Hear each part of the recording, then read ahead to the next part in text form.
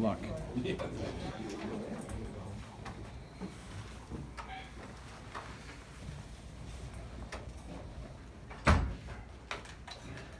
Questions for AJ Hinch on the right? AJ, it's 3-2 going into the 9th inning, and then Reddick has a homer, Yuli has a homer, and you guys win 7-2.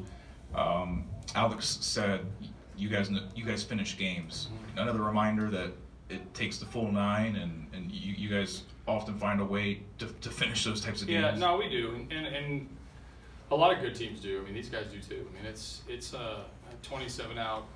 Use all the ones that you can. You know, being a tough team to put away is a great characteristic, and we showed again why, you know, tack-on runs are really important. It doesn't make it more comfortable necessarily. I mean, it's a five-run lead.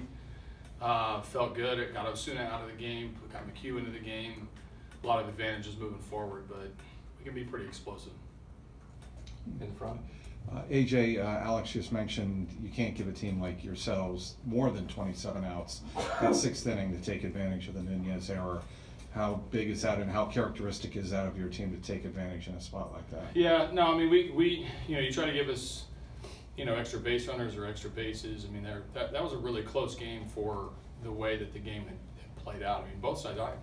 If I'd have told you Sale was going to have control problems and Verlander was going to walk himself into a major jam and the game was still going to be 3-2 with 4 or 5 hits between the two teams, I mean, that's a lot of odd things happen. But you know, when you're given an opportunity specifically in the playoffs and you can capitalize, I mean, it's huge. I mean, the mistakes happen at all times, but when mistakes happen in the playoffs and the momentum starts to shift in the other side, I mean, that's what you want to do. And when you get an extra out, take advantage of it. You get a free pass, try to find a way to score them and put pressure on the opponent.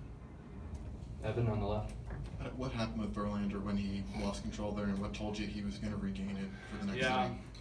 You know, just look at, he was barely missing. He wasn't a complete mess. It was just he was barely missing and just couldn't quite find him. I mean, I think what you see during these two offenses are so good, and I know tonight was a little bit of an odd night offensively for both sides, but you got to be, you know, pitching careful is hard. You still got to pitch to the plate, and it looked like JB got a little bit careful in that inning and started to spray the ball around. They had some really good at bats, and then he got his way out of it. So nothing really happened. I mean, I think the 30-pitch inning made me worried about 2 more innings. It didn't make me necessarily worried for the next inning, but that got him out of the game in 90s as opposed to pushing him even further. He was cruising along like this might be a game where he pitches almost the entire game to out of the game because of the way they worked him in that inning.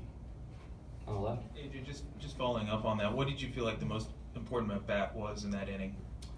For Verlander? Yeah, for Verlander. Benintendi's at bat obviously is huge because it's, you know, that the difference between that being a walk and a punch out is significant on both sides. I mean, one, he may come out of the game. I'm not sure what I would have done with, you know, with Martinez coming up, and number 2, it just created, you know, a little bit of an issue on their side. Benintendi's mad, Core gets ejected. That at bat was a huge swing at bat. On the right. Yeah. AJ, this is the 3rd time in 4 playoff games you guys held the team to 3 hits. When your pitching is that strong and that solid from, you know, starter through your bullpen, how much of a comfort is that? Well, it's comfortable as long as you don't walk guys. I mean, we walked a lot of guys, so I count those as hits. I know they're not hits on the board, but they're base runners and it's traffic. So there was maybe a few more. It looks a lot better on paper right now than it felt during the game, just because of the extra base runners. But when you're hard to score against, and it's hard to get 3 hits in a row against a lot of our pitchers. If we control the running game, you know, we make them singleless to. Marwin makes a great play in the 9th inning. I know, again, it's a game semi in hand. At least we have the big lead. He still keeps Bogarts to a single. Like plays that Bregman's plays at third base, just being able to capitalize on, you know, opportunities to get outs, and then minimize their opportunities of hitting with runners in scoring position.